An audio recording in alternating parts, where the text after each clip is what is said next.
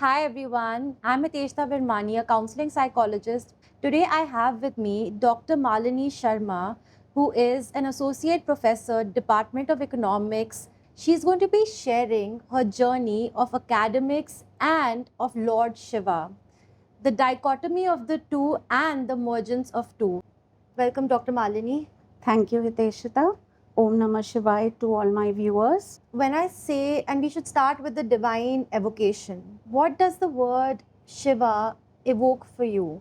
What does he symbolize for you? When you think of him intellectually, emotionally, spiritually, what do you feel as you hear that word? When I hear the name Shiva, three dimensions awaken in me. Emotionally, he is someone who gives me a lot of relief, a comfort, a feeling of returning home. If we go out for travels and then we return back to the comfort of our homes, we often say, home sweet home. That is the kind of feeling that I get with Lord Shiva. And at this time when I am battling cancer, he silently whispers that I am there for you. Nothing is lost as yet. Shiva, मेरी भक्ति है, मेरी श्रद्धा है और मेरा समर्पण है. He is someone who reminds us that birth, death, and rebirth are not separate events, but rather part of one single continuum. You know, he is spiritually the stillness amidst the dance of chaos that we see in our everyday lives. Intellectually, Mahadev को define करना बहुत मुश्किल है, क्योंकि वो एक ऐसी energy है जिनको जब तक आप फील ना करो, जब तक आप एक्सपीरियंस ना करो, आप डिफाइन कर ही नहीं सकते. Still intellectually, to connect to our viewers, I will try my best. Intellectually, I see Shiva as the ultimate paradox, that which is and that which is not. He is present in every atom of the universe. He is Anadi and Anant. He is without a beginning and without an end. He is form and formlessness. He is the creator as well as the destroyer. You know, he is the only God who is worshipped in two forms, iconic and aniconic, the latter being the Shivling. The God who embodies dualities, especially the masculine and the feminine energies, into one whole, especially in his form as the Ardhanarishwar. So he is basically a family man. Many authors call him the reluctant family man. He is a loving husband, a doting father, yet he is a wandering ascetic, a Vairagi. Iconographically, if you see, there are symbols of Shiva, the trident, the mighty three-pronged Trishul, crescent moon which beautifully adorns his head, river Ganga that is flowing through his matted hair locks, and the mighty serpent Vasuki coiled around his neck. Each element of Shiva carries a knowledge that bridges science and spirituality. And when I hear the name Shiva, some of these aspects really come to my mind. It seems like Shiva has a very, very strong presence in your life, and you are very emotional as you talk about him.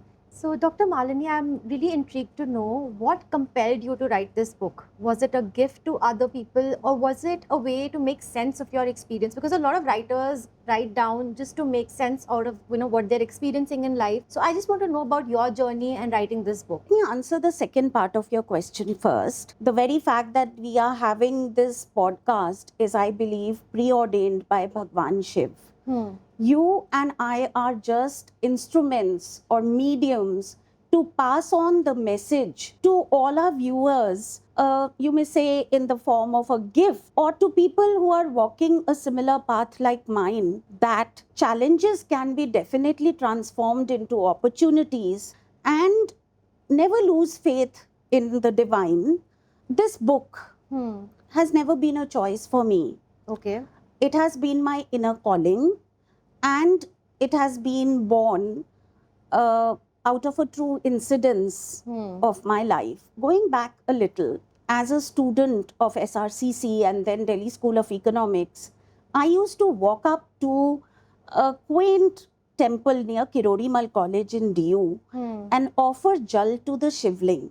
Years later, when I was diagnosed with ovarian cancer, I had a vision. I had a dream that I was offered a Rudraksh by a sadhu. And to my utmost astonishment, the very next day, our son, while going to his office at traffic signal, encountered a sadhu who asked for bhiksha only in my name.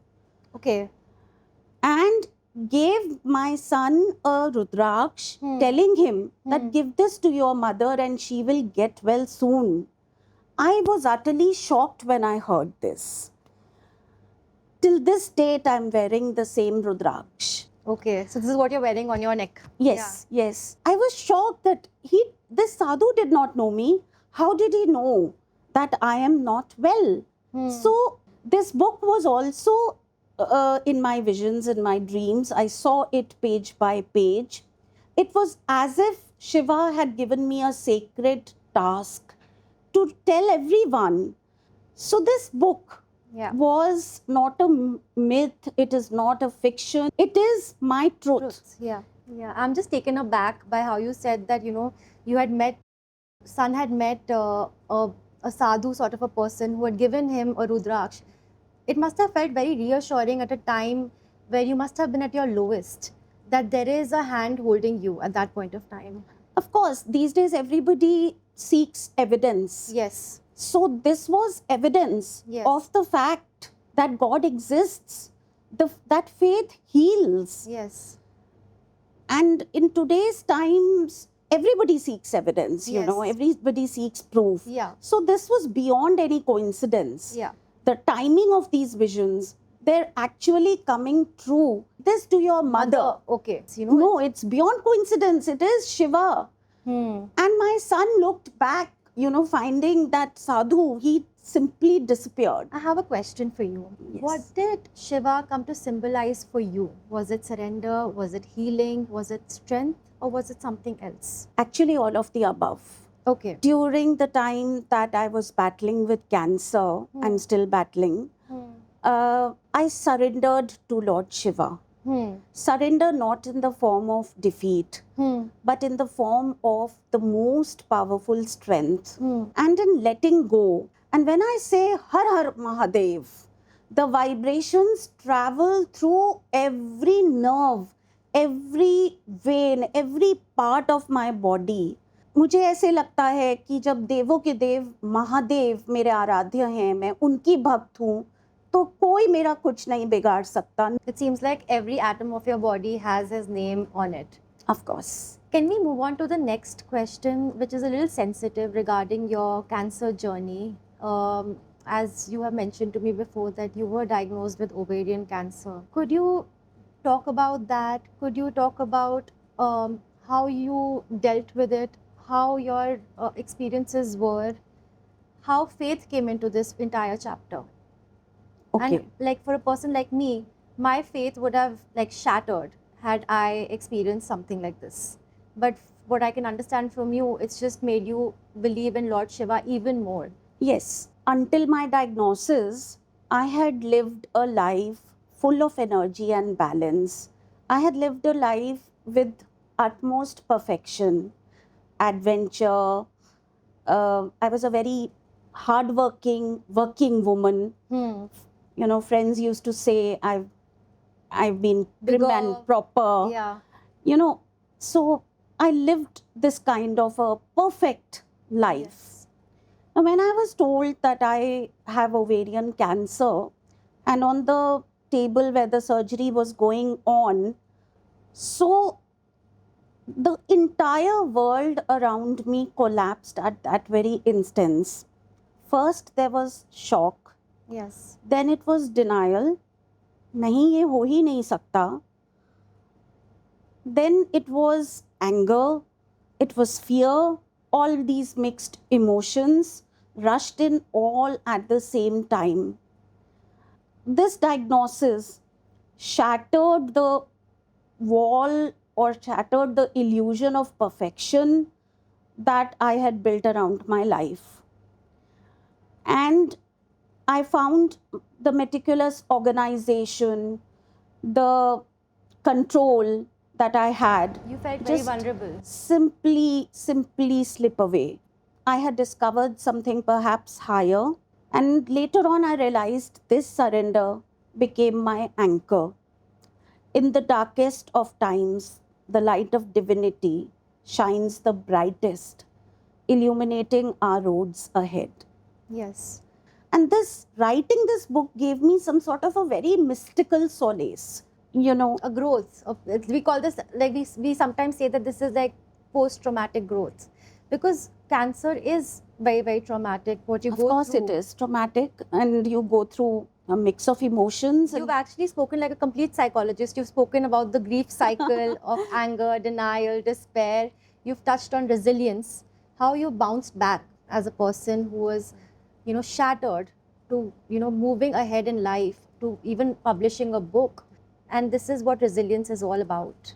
That's right. It's all Mahadev. It's his grace. And your faith. And my faith, of course. Yes. I would also like to know from you, how did your evidence-based training, your academic background, influence how you processed information?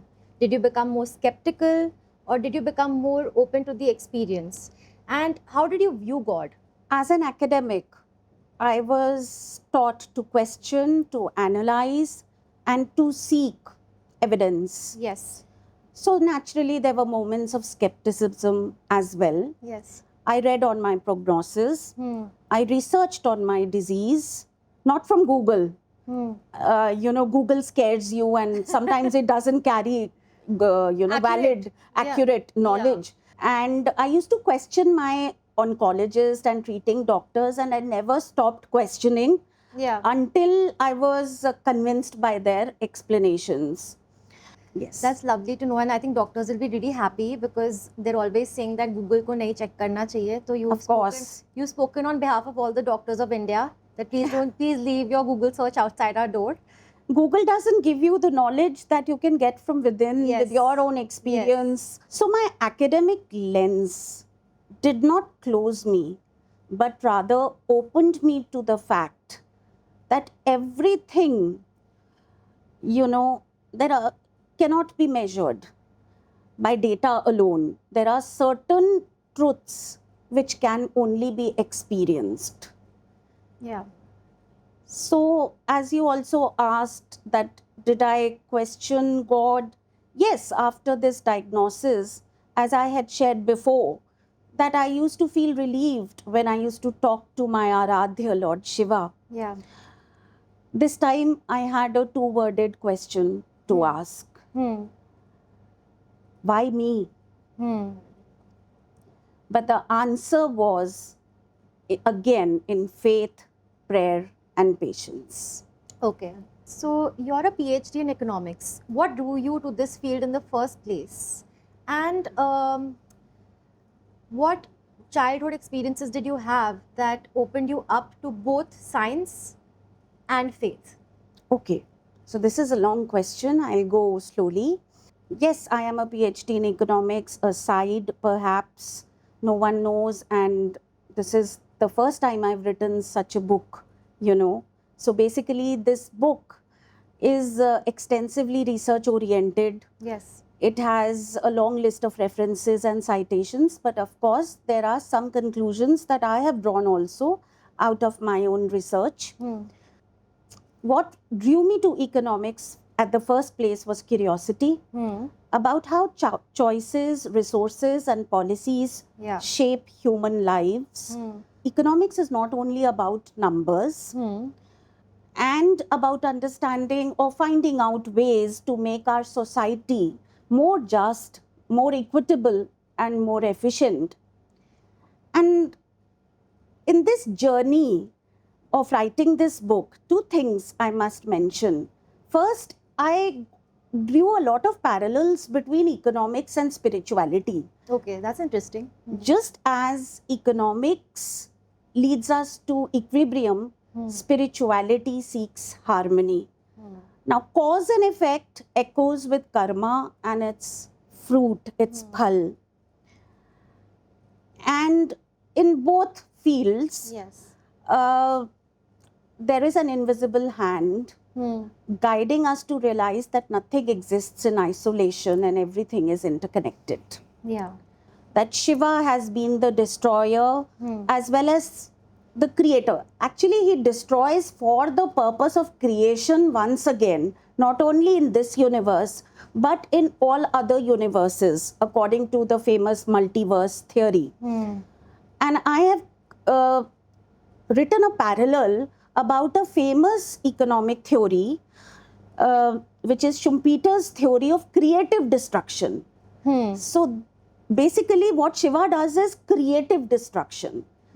So economics has sharpened my intellect, but Shiva has deepened my wisdom. And coming back to your next part of the question from childhood, see, yes, from childhood, there were threads, definitely.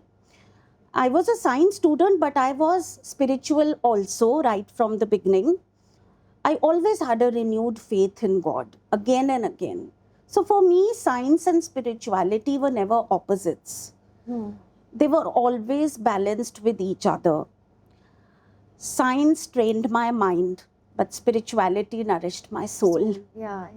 So my next question to you is, I'm a therapist and I'm also rooted in science. And whenever I think about, visions and, how you're saying about Shiva, having dreams about him, it's almost like for me, it's a gift of chemistry. Brain chemistry sort of a thing that is bringing this to light. We also talk about hallucinations. When, we say chemical लोचा हो रहा है brain में, तो उसके वजह से ये होता है. For me to process that, a thing like this exists outside which cannot be measured is very, very difficult. So I completely understand your perspective as a therapist. yes. As an academic, I also respect rational inquiry and skepticism. Yes. You're right. It could be, sometimes these mystical visions can be the brain's strategy of coping up with crisis, with suffering for some people. But for me, these mystical visions, their timing, the truth, the depth, the sadhu's Rudraksha coming to me were evidence, were proof, which were far beyond coincidence. Even I'm a science student, as I told you, and I seek evidence. So this was evidence enough to tell me that there is something beyond data. There is something which defies logic. There is something which cannot be measured. It can only be felt. Chemistry, as you said, yes, I was administered a lot of drugs, medicines, which were byproducts of chemistry. But who gave me the strength to endure the side effects? Shiva gave me the strength. Thank you for sharing that. I think it's refreshing to know that, there are people out there that believe in academics who actually reassure everybody that there is something higher out there rather than telling us that, we have to only believe in evidence. Because that, I think, takes away that whole felt sense from a person. Yes. And I'd also like to know from you, what would you like to share with, the upcoming generation? Because we are taught only to go in a particular order. Doctors are taught only to, inquire and go by what their supervisors tell them or go by medical books. What is your advice to future generations regarding faith? Should it be something that we should carry forward? Should we be in the traditional form? Or should it come from within? Okay. So for some people, faith is nourished right from childhood, through family, through rituals, through tradition. Yeah. For some people, there could be a sudden belief coming out of moments of crisis when they try and seek something beyond themselves. But I feel divinity and faith in God can never be imposed. God lies within us. We are part of His creation. Yes. we are part of him. Yeah. All we need to do is to awaken to that reality, to awaken to that knowledge, and to connect. But unfortunately, the thing is that when we go to a psychiatrist or we go to a therapist, the moment we talk about this, they'll label that person as delusional, as having hallucinations. And unfortunately, we've closed that door of openness to experience of other people. And as children growing up these days, because there's a lot of Western influence, people are losing touch with, Hindu mythology. Every chapter has very significant life lessons, especially for the youth, on how to navigate those challenges and how to find peace. I agree that a psychologist might this is true, doctor is doing his job. Yeah. The psychologist can label it as delusional, illusional, yeah. whatever. So that's why I'm saying that even as a science student, I seeked evidence, but I got the evidence. Yes. Then only I was convinced that God is real, faith exists. And believe me, nothing can be imposed, as I said. God resides within us. And it will, when the time is right, spirituality will come on its own, will reveal on its own. And believe me, most powerfully. Yes. Two more questions and that's all. One is, do you think this should be inculcated in the curriculums of schools these days about, inquiring about God or, the Hindu mythology, which is so beautiful. Earlier, there used to be traditions of gurukuls, etc. Do you think we're lacking that now? And do you think that should be inculcated because people are losing touch with a lot of things like community, support, spirituality, things that actually nourish our soul, like you said?